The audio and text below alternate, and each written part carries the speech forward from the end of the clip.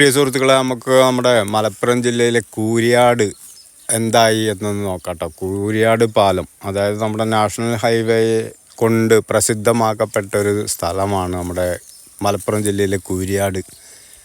കൂരിയാട് എന്ന് പറഞ്ഞാൽ എല്ലാ ആളുകൾക്കും ഓർമ്മ വരും നമ്മുടെ കൂരിയാട് പാലം പൊളിഞ്ഞതിനെ കുറിച്ചാണ്. അപ്പോൾ ആ പാലം എന്തായി എന്നൊന്ന് നോക്കാം കേട്ടോ. ഇന്ന് 23/1/2026 ഇന്നത്തെ ലെവലിലേക്ക്. ഇതുവരെ നമ്മുടെ പാലത്തിൻ്റെ പണി എന്തായി എന്നുള്ളത് നിങ്ങൾക്കൊന്ന് ബോധ്യപ്പെടാൻ വേണ്ടിയിട്ടാണ് ഈ വീഡിയോ കേട്ടോ.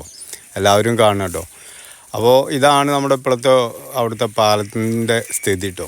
ഇത് കോഴിക്കോട് നിന്ന് തൃശ്ശൂർക്ക് വരുന്ന സർവീസ് റോഡിൻ്റെ സൈഡിലാണ് ഇപ്പോൾ ഞാൻ നിൽക്കുന്നത്. ആ സൈഡിൽ നിന്നിട്ടുള്ള കാഴ്ചയാണിത്.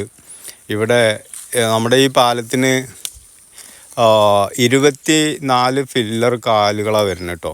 ഓരോ ഭാഗത്തും 12 വീതം 24 ഫില്ലർ കാലുകളാണ് വരുന്നത്. ഓരോ ഈ 2 കാലുകൾ തമ്മിൽ യോജിക്കുന്ന സ്ഥലങ്ങളിലും കൂടി 10 ബീമുകൾ വീതം വരുന്നുണ്ട് കേട്ടോ.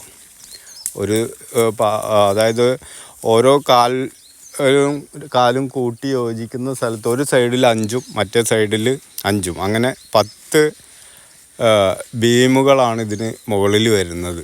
അപ്പോൾ അതിൻ്റെ കുറച്ച് ഭാഗങ്ങളിലൊക്കെ വർക്ക് കഴിഞ്ഞിട്ടുണ്ട്. ഇനി 2 തല പണി നടന്നുകൊണ്ടിരിക്കുകയാണ്. പണി വളരെ ദ്രുതഗതിയിൽ നടന്നുകൊണ്ടിരിക്കുകയാണ്.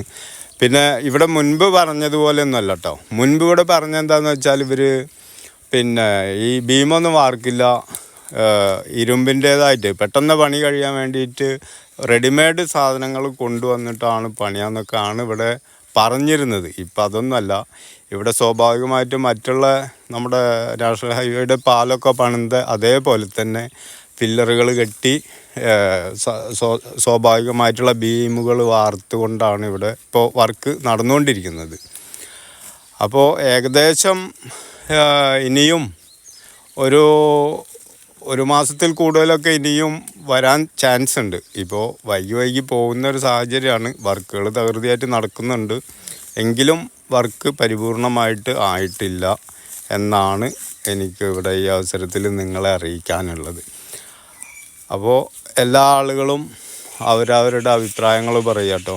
ഓക്കെ, നമ്മുടെ ഈ അറ്റം കണ്ടില്ലേ, ഇതിപ്പോൾ കോഴിക്കോട് നിന്ന് വരുന്ന സൈഡാണ് കേട്ടോ. കോഴിക്കോട് നിന്ന് വരുന്ന സർവീസ് റോഡിൻ്റെ സൈഡാണ്. ആ സൈഡിൽ കുറച്ച് ഭാഗം കൂടി ഇനി വർക്ക് ചെയ്യേണ്ടതുണ്ട്, അതായത് ബീമുകൾ ഇടേണ്ടതുണ്ട്. ഓക്കെ.